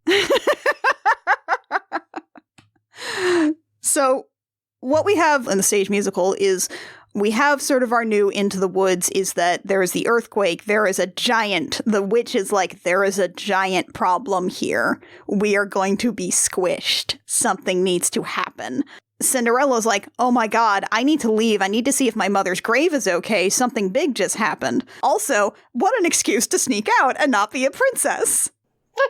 And Jack is like, oh no, oh shit, I should go see what's up with this. Red is like, my mother is, gone, and I have to move in with Granny now. Yeah, also my house isn't there anymore. My house isn't there anymore. I have to go move in with my grandma. It's okay, my grandma will murder anybody who looks at me wrong. Damn, Grandma. So the baker and his wife have to go to investigate this big problem, and they also want to escort Red to go to her granny. And so everyone goes back into the woods, and I really like this version of it because it is so much more hesitant. The woods are much more dangerous now, and while they were confident before and like excited setting out on a new journey, they're like, I don't know what's happening now. This is different. This is frightening. When they're using all of like their verbs of like to go, to seek, to find, they're hesitant. It's really good. So this part is, there is a lot more that happens in between songs. And the movie diverges significantly. So you guys are going to have to help me fill in how the stage musical works because like some of this stuff goes out of order. Okay. So in the movie, what happens is that the baker and his wife happen upon Red just randomly sitting with a suitcase in the middle of the woods because she can't find her granny.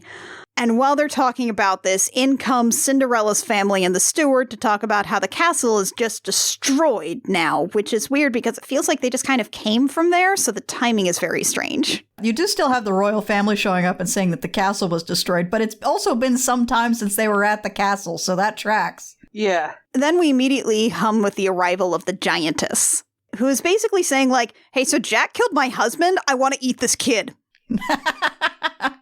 Bring me the horrible child so I may murder him. Bring me the horrible child I held to my giant breast.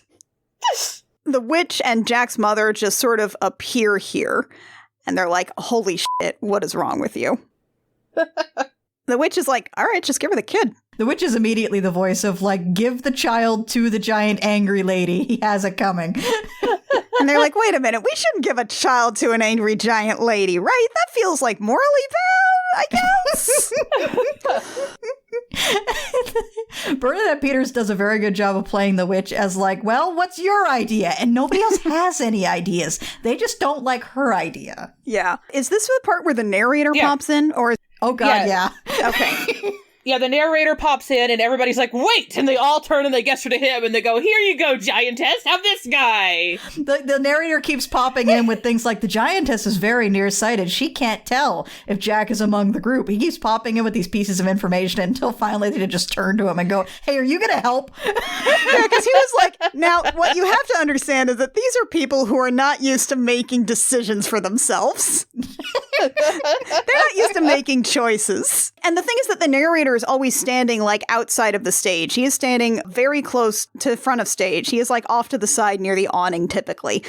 And then it's just that fact that everybody suddenly acknowledges the narrator exists and they're like, why don't we tell her that that's Jack? It's not dissimilar to that scene from Monty Python and the Holy Grail where the guy's doing like the documentary bit and then the knight comes along and kills him. Yeah. Now this is what they did. And the narrator is like, wait a minute. No, don't do this. Don't do this. You need a narrator. You need someone to tell the story who is outside the narrative. And Bernadette Peters has this incredible delivery. She's examining a nail and she's like, some of us don't like the way you've been telling it.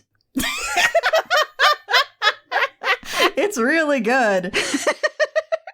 And he's pleading for his life and saying, no, if you kill me, you won't know how the story ends. Which is important. The movie does not have a physical narrator at all. It doesn't even have the narrator's other role, the mysterious old man, who, by the way, was revealed to be Jack's father trying to undo the curse. And then he just died after the curse was lifted. Don't worry, he'll be fine. He'll be back. So they feed the narrator. And the great thing about this is that, like, they come up with a plan and then immediately chicken out on the plan. They're like, oh, yeah, we'll just feed the narrator to the giantess. And they're like, actually, no, let's not do that. And the witch is like, nope, we're doing it. Again, these are people who are not used to making choices. So she's like, yeah, no, here he is. Here's Jack. And the giant eats him. And then she's like, I don't think that was Jack. Yeah, in the stage show, it's like she picks him up, goes, oh, that's not him, and then just drops him. Yeah. And he goes splat. You don't see the splat, you do hear the splat. Instead, the movie just cuts immediately to the next plan for how they are going to solve problems, which is not really a plan at all. It is Jack's mother appearing and yelling at the giant's wife about how, this is my son, how dare you, I'm gonna kick your ass.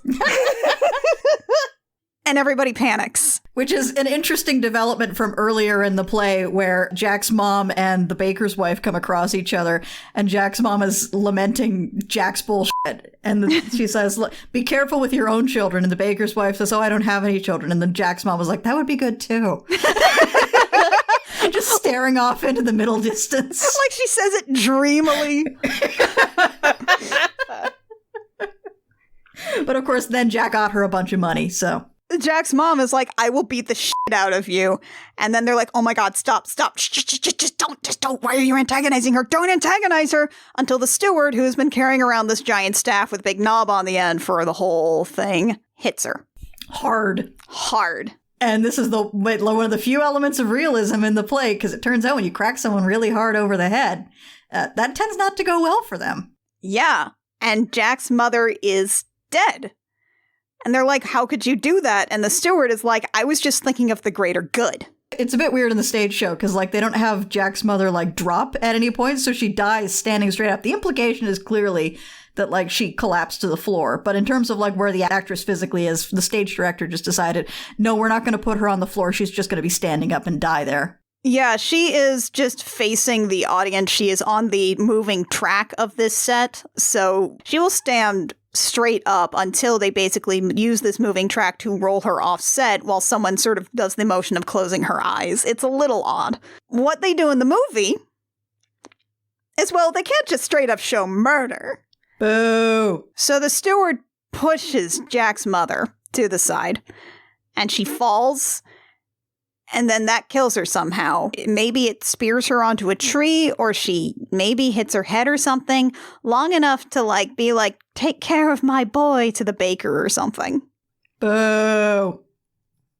Cowards. It's important that the steward, and the steward's like, oh, I didn't mean to. Boo! That's not how this works. No, the whole thing is that people are justifying actions they made in the heat of the moment. God damn it. That's the whole point. That's the whole point. Ah! So we have that. Cinderella's family leaves to go to somewhere else. It's better than here. Don't worry about it. We will find out later they never made it there. Then we come to one of the other major digressions here, which is Rapunzel and the witch. In the stage show, there is a point where the witch is hot again in the first act and comes to collect Rapunzel. And she's like, come with me. I'm young. I'm beautiful. We can be together now. And Rapunzel's like, no. You kept me in a tower. No, absolutely not. I want to stay here with my kids and the guy who is the father of my kids. We haven't gotten married yet, but I did just cry his eyes back to life, so. That's kind of a commitment. And instead, what we have is, like, in the stage show, Rapunzel is sort of wandering and crying in the woods because she has gotten lost and the witch comes upon her. The movie kind of smushes these two scenes together. Rapunzel is back at the tower. The witch is like, oh my God, Rapunzel, I found you. And she's like, who the hell are you? And she's like, I'm slightly younger Meryl Streep. There is this bit where she's like, I don't understand. What's your problem? And she's like, well, you did lock me into a tower for 14 years, cut me off from all human contact, blinded my husband, banished me to a desert. In the movie, it was a swamp. And because of you, I'll never be happy. I'm kind of not equipped to exist in the world. And Bernadette Peters in the musical has this incredible bit where she just stands stock still, looks really awkward, and is just like, I was just trying to be a good mother.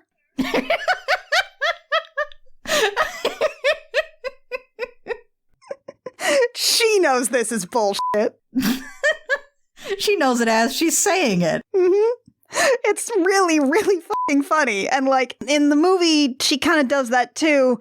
It kind of comes off a little like comedy, but it's mostly she's like, I was just trying to be a good mother. No. No. You have to know how bullshit that line is. And what happens here is that there is not a second reprise of Agony in this movie. You know where that specific delivery of I was just trying to be a good mother comes from? The Bernadette Peters one? Oh, yeah? That's a stage mom talking. Ooh. Oh, boy. Yeah. Oh, yeah, that's it. That's the kind of line delivery of someone who has been shoving their kids into commercials since they were 6 months old. I was just trying to be a good mother.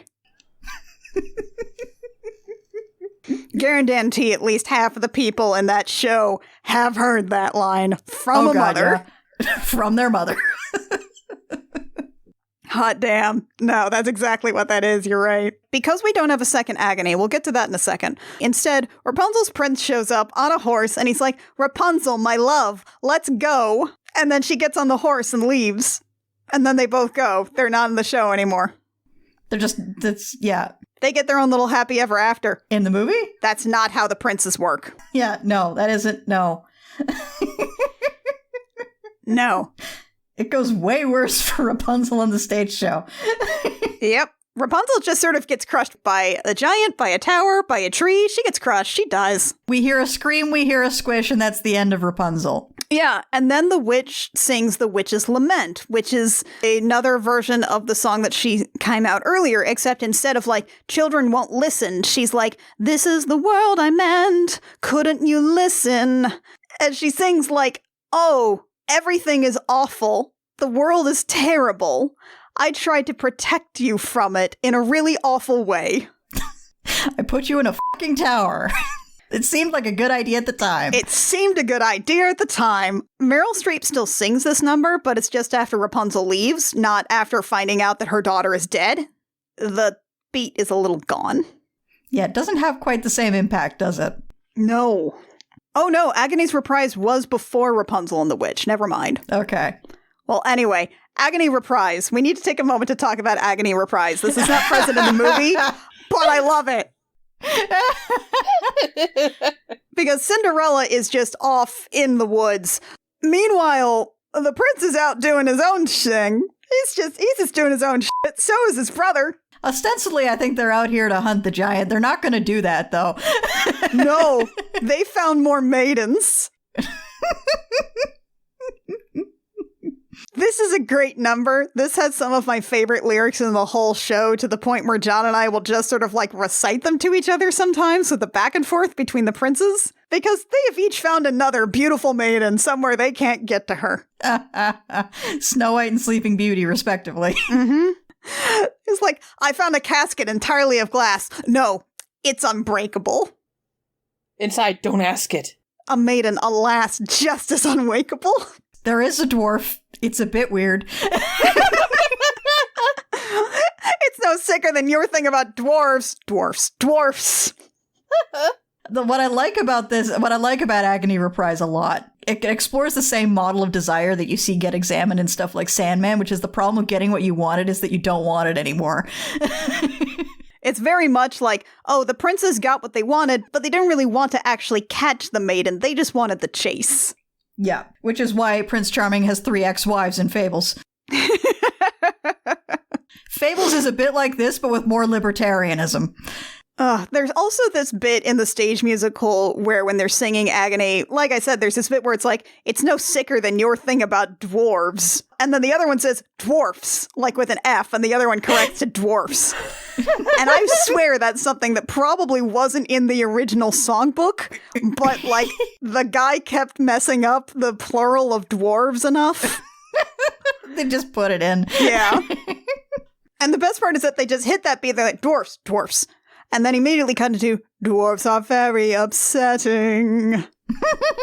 Oh, it's so good. And this is what tells you, like, oh, these princes are actually, they just like chasing maidens. They're not actually interested in being, like, devoted husbands. They're not in this for the long run. No, to the point where, like, the last line is, instead of in the original agony, which is, agony, one that cuts like a knife, I must have her to wife. And the second act, they're like, agony, one that cuts like a knife. And then they look at each other, well, back to my wife.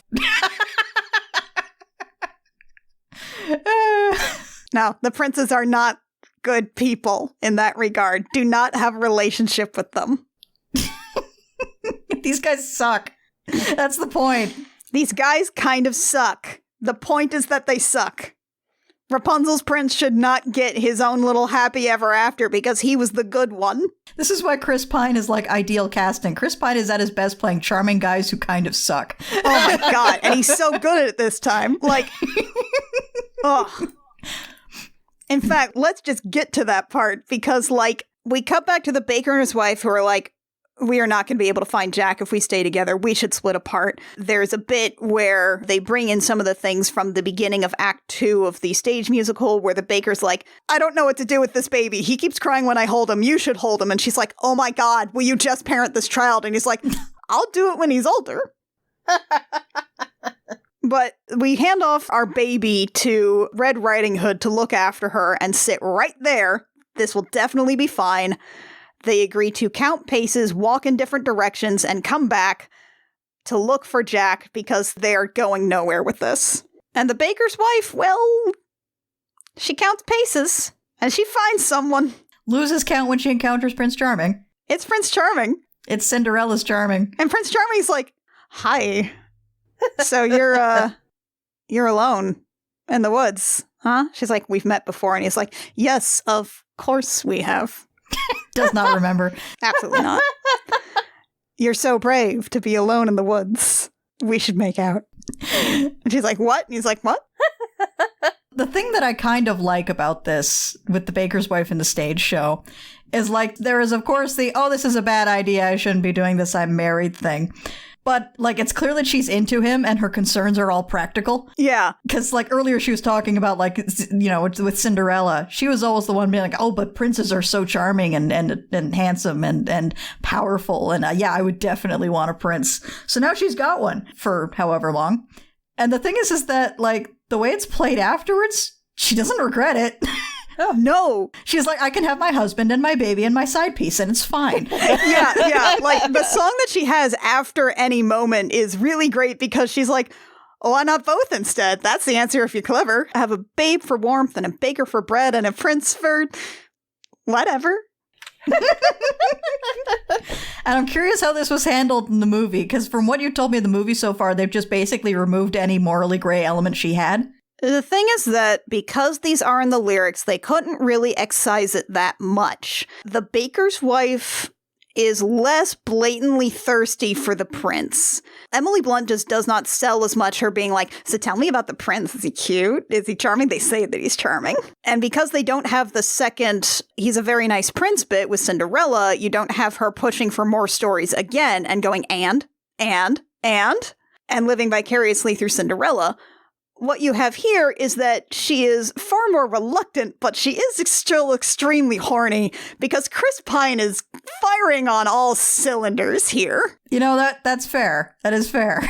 Yeah. So it's a lot more reluctant, and the way that she handles it afterwards is more conflicted than the baker's wife trying to figure out how she's going to, like, work this into her fundamental makeup as a person. And how she's going to carry on with that. The baker's wife seems more concerned about, oh no, I did an infidelity. And in the stage musical, she's more like, oh, I did an infidelity. Do I want to keep doing this? What do I do with this? I really like Chris Pine's performance here in Any Moment because the way that they do this is like the baker's wife, it is structured so that she gives a rebuttal and then the prince turns that rebuttal into something else to be sultry about. And they do that with Chris Pine turning away as she's like, this is foolishness or something. And he turns away and he comes back firing on all cylinders, full seduction, like foolishness can happen in the woods once again, please. Like, he's like wrapping his arms around her. The kisses are very, very thirsty. Chris Pine knows exactly what he's doing here. He gave the exact right performance. He is flawless. Unfortunately, the rest of the movie. Emily Blunt's outfit is far less disheveled, so you get the feeling that they really just did some, like, heavy makeouts. As opposed to in the stage show where, yeah, they f***ed. They banged! Baker's wife got it! And she has a whole thing where she's like, okay, I got what I wanted. What do you do when you get what you wish for? Well, you get hit by a falling tree. That's what happens. Yeah. Emily Blunt does an okay take here. It doesn't really have the vivaciousness of what the role requires. But, you know, she does get hit by a tree or fall down a cliff or something and die afterwards. Because the baker's wife has to die. Kind of. So she dies. We will cut back really quickly to the baker finding Cinderella as he is wandering off with the tree over his mother's grave being gone. And he's like, oh, you look like the princess, but dirty. Oh, you're the princess. Whoops. So Cinderella has joined the party. Blah, blah, blah, blah, blah, blah, blah, blah.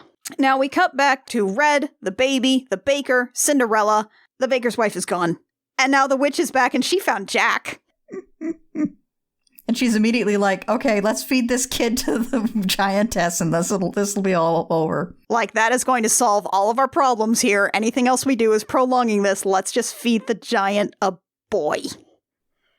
And of course, the others just hem and they haw. So there's a great line and great delivery from Bernadette Peters here, which is, you're not good, you're not bad, you're just nice. Yeah, we have two songs back to back here. One of them is Your Fault, which is a very quick-paced manic song where all of the characters start blaming each other for doing everything and trying to figure out whose fault this whole thing was, because these are characters not used to making choices. They will not take responsibility for their actions.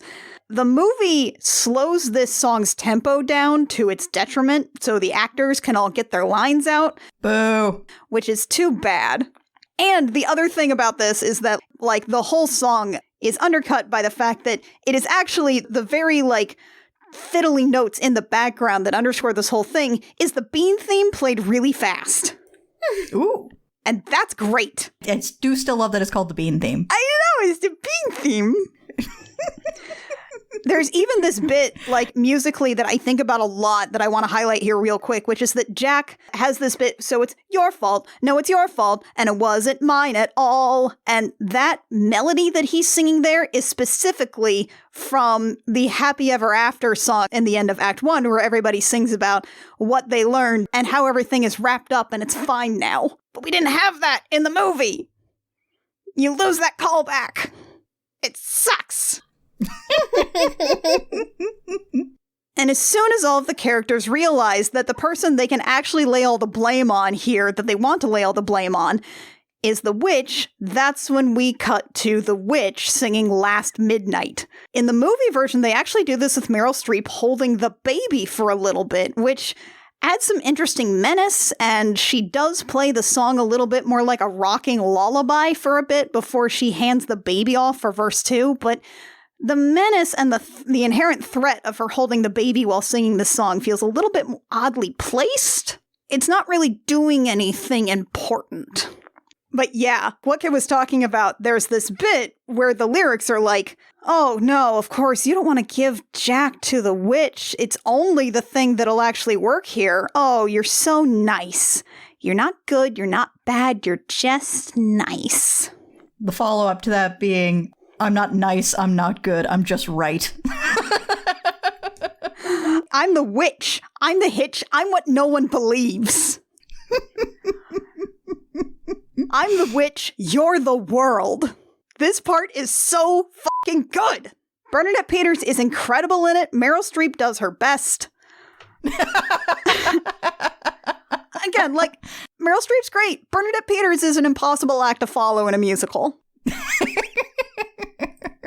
It's just too powerful.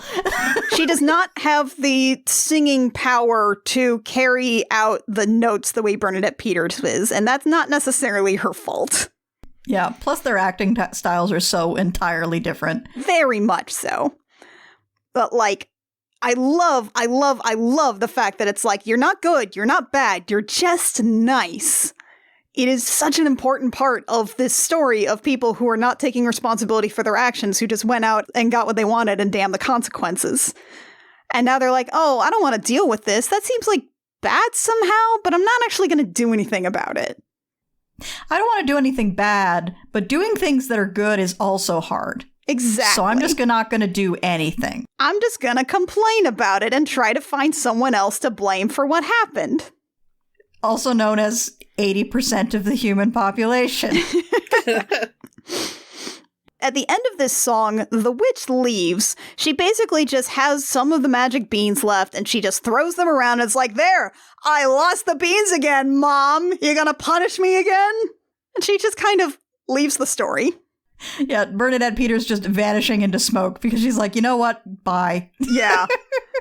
In the movie, they do something here that I think works a little. What they have is that the witch basically melts into tar. She just becomes a big puddle of pitch.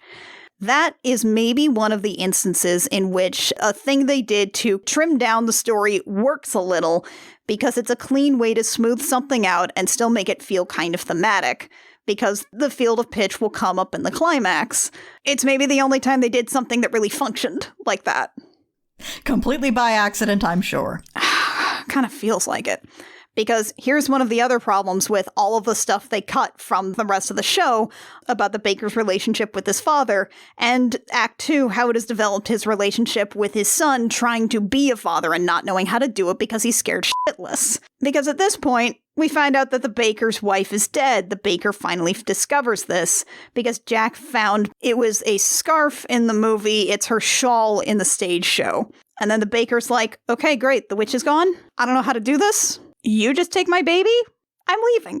In the stage show, he encounters the sort of like a ghost of his father. It's so weird that they cut this from the movie where he has nothing but shitty emotions about his father. They cut this. James Corden encounters a ghost of his dad, and we only know it's a ghost of his dad because he greets him as his dad, and also we saw a quick flashback when the witch was describing what happened with her special beans. So we know who that actor is, sort of. But he encounters a phantom and talks with him and is like, oh, I did it. I was selfish. I did it for me. Not like I was getting your mother a gift. He's like, why would you do that? And he's like, aren't you doing the same thing? You should be better than me. And then James Corden sits down and he has a little bit of a cry and then he just goes back. Why wouldn't they have his emotional turning point be a song in a movie that's a musical? It's a musical. Characters can't just have big emotional changes without singing about it. That's what the structure is for. That's what the medium is for. If you're not having songs, then you shouldn't have songs at all. Exactly. This is an important song. This is the baker's turning point. He sings a song that's a duet with the ghost of his father about parenthood and how messy and fucked up it is and how you have to keep trying. No More is really, really good. And they just cut it. And James Corden has a cry and then just walks back to where the others are. For sake. Just cowards. They're cowards. And then to make matters worse, what happens in the stage show is that everybody talks about how they're going to deal with the giant. The baker even says, like, we must all think together. And then they each contribute parts of this plan for how they're going to deal with the giant. James Corden comes back and he says, I have an idea. I know what to do. Boo. How dare you? How dare you? How dare you? How dare you give all the good ideas to James Corden movie? They still have the bit where Cinderella meets back up with her birds, and then they tell her the hot goss about her husband, the prince. And then they also tell her in the stage show, oh, you know that giantess? We can peck out her eyes. We've done it before. We'll do it again. We love pecking out eyes so fucking much. Did anyone just say the word, we'll peck out anyone's eyes. We want to do it so fucking bad. Cinderella, was somebody mean to you today? Can we peck out their eyes? We'll do it. We'll do it. We'll do it so. We'll do it with no thought whatsoever. Please let us peck out somebody's eyes. All we need is an excuse, Cindy.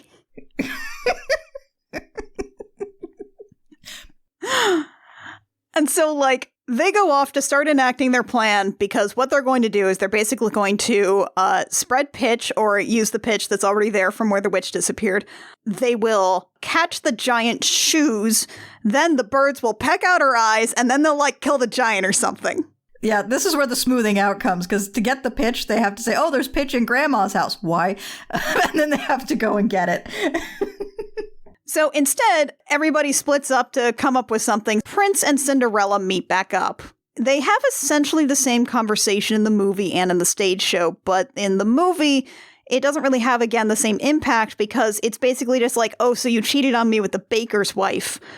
No, he cheated on her with the baker's wife, and he's courting another princess. He had a whole nother agony song. Chris Pine is still dreamy as hell, though. He's incredibly dreamy here. He absolutely understands every assignment. He is maybe the only one who delivers a correct similar line, which is like, I was taught to be charming, not sincere. Yeah, that's a good line. It's such a good line. What's great about the stage recording is that he says that and you can hear the audience go, ooh.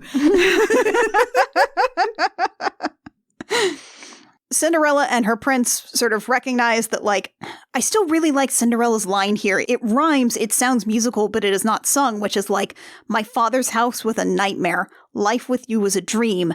Now I want something in between. I really like Cinderella finding her equilibrium here. After that's settled, we start to enact our plan for the giant. And this is a point where Cinderella and Red Riding Hood are working on things, and Jack and the baker are working on things up in a tree to get everything set up. And we have mirrored conversations here, where Red Riding Hood starts to wonder, this is another person. This is another person that we're planning on killing, and I don't know if that's right. And meanwhile, Jack is like, oh, the steward killed my mom? I'll kill him. And the baker's like, do you really think killing more people is the solution here?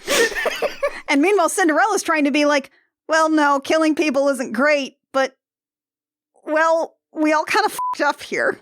Oh, this scene in the movie is so dark blue, nothing stands out, nothing pops, and I hate it. Boo. But, like, the song here is great. This is where we actually have a melodic inversion of the Bean theme as the characters recognize their mistakes. It is straight up the line, people make mistakes, and I'm not hitting those notes right. It's hard to lead up to just from nothing else, but like it is an inversion of the na na na na na na. It's like an inversion of that Bean theme, but going up instead as characters kind of complete their arcs and recognize, oh, we have to take responsibility for our actions. This is all f***ed up and we don't know what we're doing. This isn't a clean story. We're just going to try to make it through. Witches can be right. Giants can be good. You decide what's right. You decide what's good. It's a very important song, and it does make me cry a little. No. And this is the part where the giant comes in. And the movie kind of does another, like, action-y climax here. Like, they spend a lot of time with this, and it's like, I guess, but again, this isn't really the point of it. Yeah, the movie's over. Yeah. This is like at the end of The Bourne Identity, where, like, the movie's effectively over at the moment that he, like, confronts his old handler.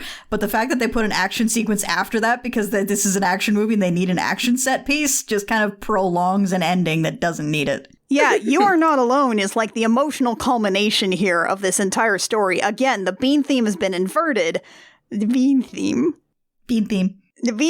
has been inverted. This has been completed. But we still have to wrap things up. So they do an extended action sequence with the giant, and the giantess dies. And here in the stage show, they do one more refrain of One Midnight Gone, where all of the dead characters walk back on stage and sort of sing and just sort of impart their final lessons. And the princes also show up with their new wives, their new princesses. Naturally. Who are both very sleepy. According to Wikipedia, the royal family also says that they've starved to death? Yep. I don't remember that part. Oh, it's like when you're going somewhere, know where you're going, know how to get there, and remember to pack enough food. Ah, okay. Yeah. And you can also tell that these characters, like, anything that has happened to them that, like, affected their costuming has been changed now. They're now, like, back in sort of their original Act 2 beginning costumes. Cinderella's family all had, like, sunglasses on to imply to the audience that they're blind, and now they don't have those anymore. They're dead. Okay. Everyone just sort of stands there on stage as the 4 surviving characters stand in the front of the stage, closer to the house. And they all talk about, like, wait, what are we going to do now? Everyone is dead. And they're like, oh, well, maybe we'll move in with you. Maybe we'll be a family. And the baker's wife, like, sure. Yeah, let's do that. Oh no, my child's crying again. I don't know how to do this. And you hear the baker's wife. And, like, she is standing and she kind of rolls onto the stage on that moving platform, just telling him to calm the child, and sings a refrain of "You are not alone," and it guts me. And it's like, calm the child, be both father and mother, tell him the story of what happened, you will know what to do. And he starts to basically repeat the narration from the very beginning of Once Upon a Time. In a faraway kingdom, there was Cinderella, there was Jack, and there was a childless baker and his wife. And over this narration, the ensemble starts singing a new version of The Witch's Lament, which is Children Will Listen. And it is like this beautiful song about, like, be careful about the stories you tell people. Be careful of what you tell children. They will listen. They will take these things in. They will understand stories. And you have to understand what story you're telling them. And, like, the movie has the baker telling the story, and it slowly pulls out the camera to go over the woods. And the characters, you hear an ensemble doing Children Will Listen, but it's a voiceover, and none of the 4 surviving characters are joining the ensemble, so it's not really like, it feels like it's kind of unnecessary to hear. Boo. Like, it's not really important. What's even worse is that as the credits start rolling, that's when they do the final reprise of Into the Woods. Oh, for God's sake. Yeah, because that's important, actually. It's important that the whole ensemble is singing the final reprise of Into the Woods because all of the lyrics are different now. Because they learned what they actually had to do. The lyrics are like, honor the giant, mind the witch. Like, you can't just take things, you have to think. Which is a complete reversal from the first time they did this, and they just put it over the credits, and I hate that, because they're like, oh, you don't have to pay attention to this one, it's fine. Ugh. And then, you know, they do the thing where they'll cut to Cinderella saying, I wish, from the beginning of the movie, essentially, and that being, like, the end of it, and then they just play more full credits. But it's just, it's very frustrating that it's like, all of the things that they cut from this, they cram into the third act, they miss the point, they don't understand that the second act of this story is supposed to be answering the first act and showing a huge reflection of it. That's why the songs come back in that order. That's important. Ugh. Just very upset. And there's so many, like, decent actors in this that it feels like it's wasting them, except Chris Pine. And to a lesser extent, Anna Kendrick. They got their full use out of Chris Pine, at least. They sure did. Yeah. Chris Pine knew what he was doing. Like, Into the Woods is so good, and it's wonderful, and it's important, and I love all the songs in it, and, like, I think about them a lot, and I think about the structure of it, and how Stephen Sondheim was able to weave in, like, 7 different plots and make them all coherent, and make them all work, and the movie just kind of throws about half of that into the trash. The structure doesn't work if you pretend that the second act of the play is just the third act of the movie. It feels wrong. Okay, I think I've got this out of my system now. Is this like the James Joyce episode where you will never have to speak about this again? Oh, I probably will. But I won't have to, like, worry as much about it. I can definitely just be like, here, listen to this. Listen to me yell. Yeah, I don't have to explain this to you again. You can just listen to this. Yeah. Ugh. Ugh. Ugh. I feel as though a weight has been lifted off my chest. Thank you for listening to me rant for like 2 hours. It was good. Also, I don't have to watch the Into the Woods movie now. I mean, I wasn't gonna before, but now I really don't have to. Yeah, definitely look up the Agony version, though. Like, that is still worth it no matter what. Oh, it's so good. Yeah. Again, Chris Pine knows exactly what he's doing. He's here to have fun. He's here to be a hot jerk. I think it's final fact time. Okay. I'm exhausted now. Let's do our final facts. Kit, what's your final fact? Those in our audience who are either writers or who want to be writers, just a quick note about structures like this. They're good if you're stuck. They're good if you get to a certain point in your story and you don't know what happens next. If you try to write to these structures from the start, you're going to end up with something that feels very samey, very bland, very paint by numbers, and very save the cat. So for the most part, apply them after the fact. Don't go into writing something with the assumption that you're going to have to, like, certain things happen on each page, because otherwise your story's going to suck. That's my final fact. Mac, what's your final fact? Mother said straight ahead, not to delay or be God. misled. I should have heeded her advice. But he seemed so nice. And his whole dick was out. And his whole dick was out. And his whole dick was out. His whole dick was out. He took it out.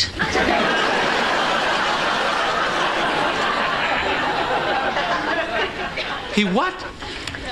He took it out. Annie, what was your final fact? Musicals are incredibly important. They don't have to feel real because theater is often a vehicle by which we can be more real than real actually is by being fake as hell. Let your characters sing and dance because they feel feelings a lot. Your audience will understand. And of the ones who don't, you weren't going to win them over anyway. Nope. Yeah, f*** them. Okay. Okay, that's going to do it here for us for Into the Woods. Hopefully we have successfully proven the fact that changing the medium changes the act structure, and changing the act structure changes the meaning. And if nothing else, I hope I have successfully convinced you to pick up Into the Woods sometime, because I think it's a really fun show.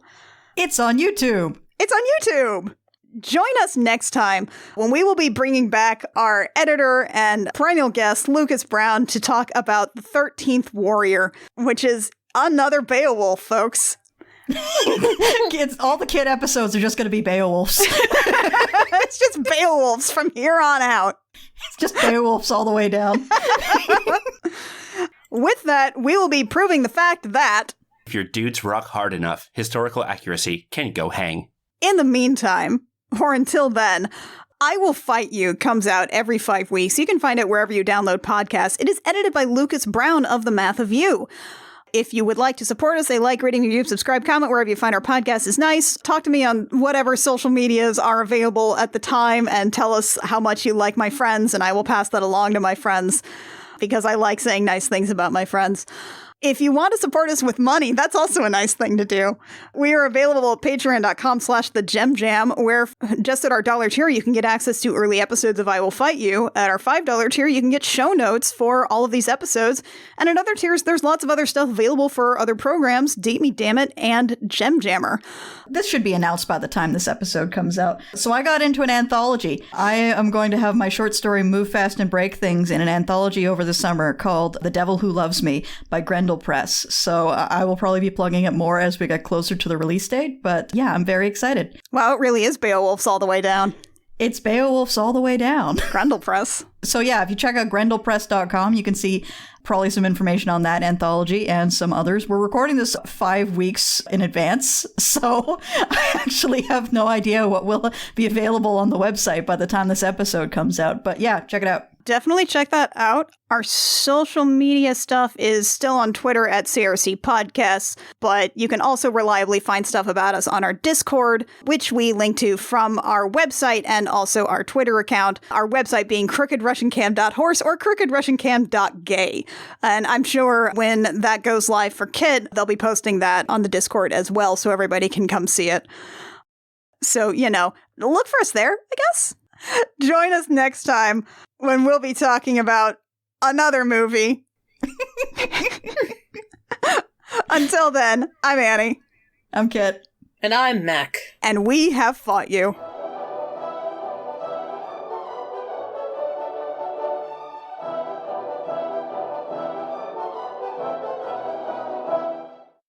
Well, I didn't forget the final facts like last time, so that's good. We were all very frazzled by 3 hours of exposure to 3 different versions of Romeo and Juliet. Those f***ing seals, man. Those f***ing seals, man.